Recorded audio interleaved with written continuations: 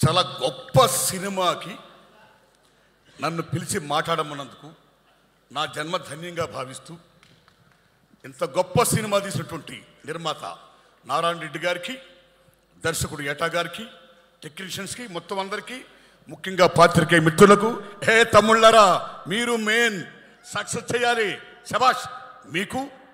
ఇక్కడ ఒక పెద్ద ఆయన ఉన్నాడు, ఆయన కామారెడ్డి ఎమ్మెల్యే గారు. కేసీఆర్ గారు ఓడిపోయారా? నేను షాక్. రియల్లీ రేవంత్ రెడ్డి గారు ఓడిపోయారా? మళ్ళీ షాక్. కామారెడ్డి బిడ్డ వెంకటరమణారెడ్డి గారు ఇద్దరి మీద గెలిచాడా? అమ్మని అమ్మ ఎవడైనా ఆయన చూడాలరా బాబు అనుకున్నా, నిజంగా చూడాలనుకున్నా. తెలుసో సార్ కానీ ఒక్కసారి చూడాలనిపించింది. ఈ రజాకార్ దయ వల్ల వారిని చూసా. శబాష్ వారికి. మన హార్మూర్ రెడ్డి గారు, మీ ఇద్దరు దెబ్బ వల్ల ఈవేళ నరేంద్ర మోడీ గారు, అమిత్ షా గారు తెలంగాణలో 5 ఎంపీలు 6 ఎంపీలు కూడా ఈవేళ ఏకంగా 15 ఎంపీలకి మేము సిద్ధం అని చేశారు మహానుభావ. ఓకే, వందనాలు మీకు, ధన్యవాదాలు మీకు. మిత్రులారా, ఫస్ట్ ఒక పాప ఎవరో సర్దార్ వల్లభాయ్ పటేల్ జిందాబాద్ ఉంది. శబాష్. అమ్మ ఎవరు? వై? బికాస్ భారతదేశంలో 567 పైగా సంస్థానాలుంటే ఆ రోజుల్లో ముఖ్యంగా కశ్మీర్, జునాగఢ్, ట్రావెన్కోర్, నిజాం స్టేట్, ఈ నలుగురు కూడా మేం భారతదేశంలో విలీనం కావు. Junagadh and Nizam state we want to join in Pakistan. Travancore మేము సొంతంగా ఉండదలుచుకున్నాం. కశ్మీర్ మేము సొంతంగా ఉండదలుచుకున్నాం అని క్లాష్ వస్తే ఇండియా ముక్కలైపోద్దా, చిన్న భిన్నమైపోద్దా, ఏమైపోద్ది భారతదేశం అని తాపత్రయపడుతున్న దోషుల్లో లార్డ్ మౌంట్ బాటన్ నుంచి బ్రిటిష్ వాళ్ళందరూ కూడా బ్రిటిష్ రూల్ చేయకపోతే ఇండియా ముక్క చెక్కలైపోద్దని ఎదురు చూస్తున్న తరుణంలో జవహర్లాల్ నెహ్రూ గారితో కొట్లాడిన ధీరాది ధీరుడు సర్దార్ వల్లభాయ్ పటేల్. అప్పుడు నెహ్రూ ప్రధానమంత్రి, సర్దార్ వల్లభాయ్ పటేల్ ఉప ప్రధాని, హోమ్ మినిస్టర్. మిస్టర్ నెహ్రూ, ఇప్పుడు కన్నా ఈ కన్నా మనం విలీనం చేయకపోతే we're going to lose our nation, Hinduism, country, India మొత్తం పోద్ది. నువ్వు చేస్తావా, నన్ను చేయమంటావా అని పటేల్ గారు అడిగితే నెహ్రూ అలగపూనాడు. అలగపూన్నప్పుడు నువ్వు అలగపూనుతున్నావు, very sorry, I'm going to resign my post అన్నాడు పటేల్. సర్దార్ వల్లభాయ్ పటేల్ అంటే మీరు నమ్మండి, ప్రైమ్ మినిస్టర్ ఆఫ్ ఇండియా కావాల్సినోడు. 16 ఓట్లు ఆయనకు వచ్చాయి, జస్ట్ 4 ఓట్లు నెహ్రూ గారికి వచ్చాయి. నోట్ మహాత్మా గాంధీ వల్ల చివరికి సర్దార్ వల్లభాయ్ పటేల్ గారు ఉప ప్రధాని అయ్యాడు, జవహర్లాల్ నెహ్రూ ప్రైమ్ మినిస్టర్ అయ్యాడు. That is Sardar Vallabhbhai Patel. ఆ సర్దార్ వల్లభాయ్ పటేల్ గారు నేను రాజీనామా చేస్తాను అన్నాడు ఆయన. Nehru shock. Okay, you do it అన్నాడు ఆయన. ఎస్ అని, మిస్టర్ పటేల్ కశ్మీర్ జోలికి పోకు, కశ్మీర్ నాకు వదిలే అన్నాడు ఆయన. వై? ఇంకన్నీ మీకు తెలుసు, అది పెద్ద సినిమా, మళ్ళీ ఏటా గారు ఇంకో సినిమా తీస్తాడు ఆయన, అల్లూరు గారు తీస్తాను లేకపోతే, రైట్? అప్పుడు మీరు నమ్మండి మిత్రులారా, నిజాం స్టేట్ని తెలంగాణ రైతాంగ సాయుధ పోరాటం, సుద్దాల అశోక్ గారు ఏం రాశాడు, ఈ తమ్ముడు భీమ్ ఏం పాటలు మ్యూజిక్ చేశాడు, భారతీ ఉయ్యాలు ఏం పాటలు ఇంకో తమ్ముడు రాశాడు. గొప్ప మ్యూజిక్ ఇచ్చావు భీమ్, నీ జన్మ ధన్యం. తెలంగాణ రజాకార్ మామూలు సినిమా కాదు ఇది, శబాష్ మ్యూజిక్, రైట్? నిజంగా నాకు ఎక్కడ అనిపిస్తుంటే గూడూరు నారాయణ రెడ్డి గారు, ఈ బిలాంగ్స్ టు బీజేపీ, రైట్? ఈ బీజేపీ వాళ్ళకి కొంచెం ఎర్ర జెండా అంటే కొంచెం ఎక్కడో చిన్న పీకుడు పెద్ద పీకుడే. కాబట్టి వాళ్ళని ఎందుకు మనం ఫోకస్ చేయాలి అనే భావం లేకుండా, సినిమా అంటే సత్యం, సత్యాన్ని చాటి చెప్పేది cinema. That is the greatest of Telugu film industry. భారతదేశంలో ప్రపంచంలోనే చారిత్రాత్మక సినిమాలు తీయాలన్నా, పౌరాణిక సినిమాలు తీయాలన్నా, సోషల్ తీయాలన్నా, ఇలాంటి హిస్టారికల్ ఫిల్మ్ తీయాలన్నా తెలుగు గడ్డ.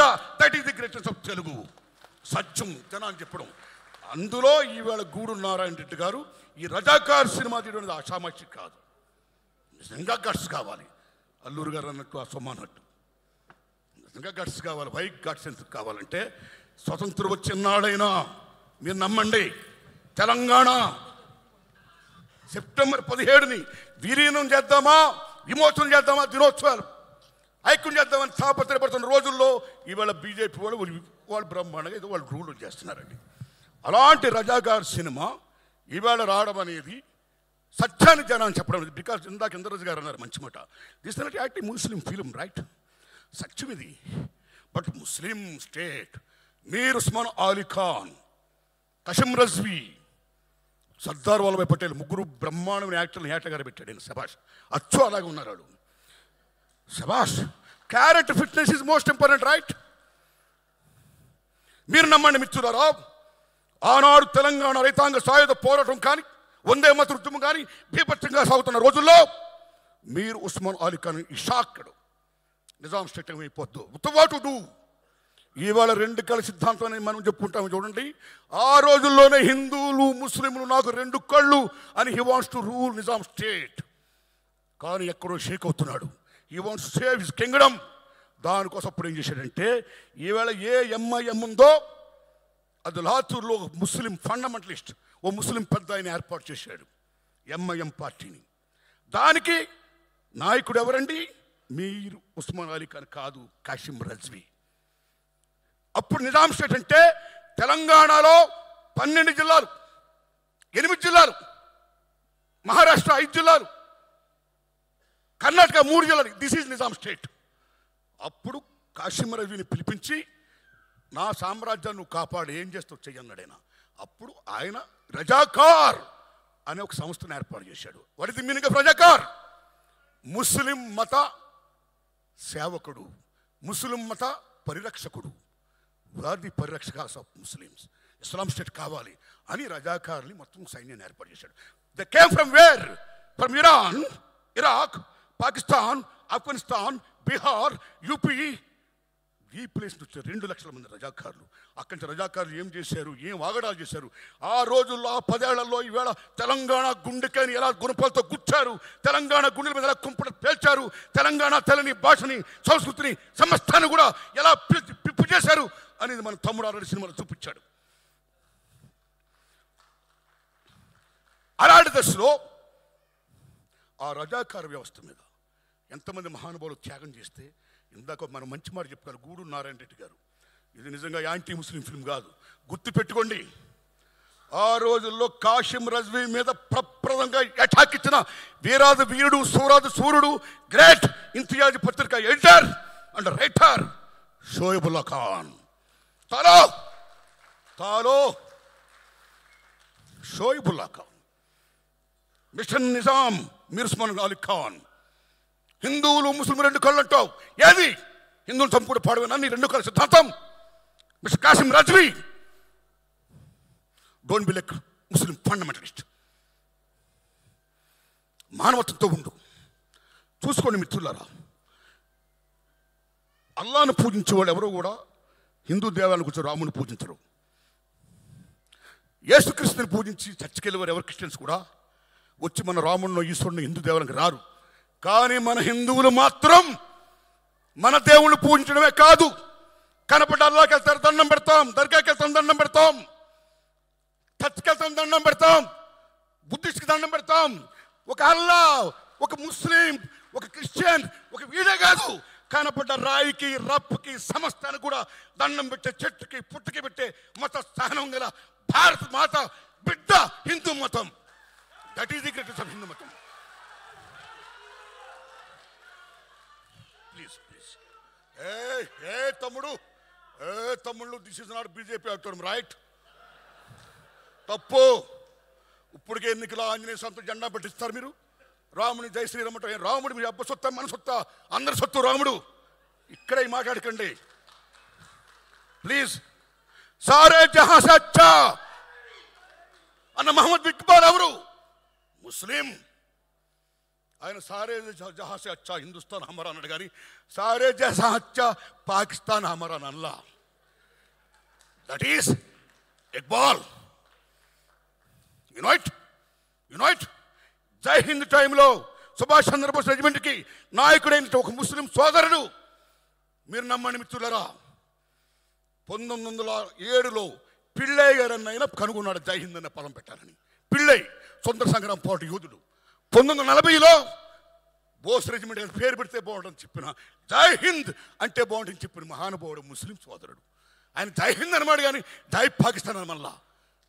అరే భయ్, వాట్ షోయబ్ ఖాన్ మీరు నమ్ముతారా?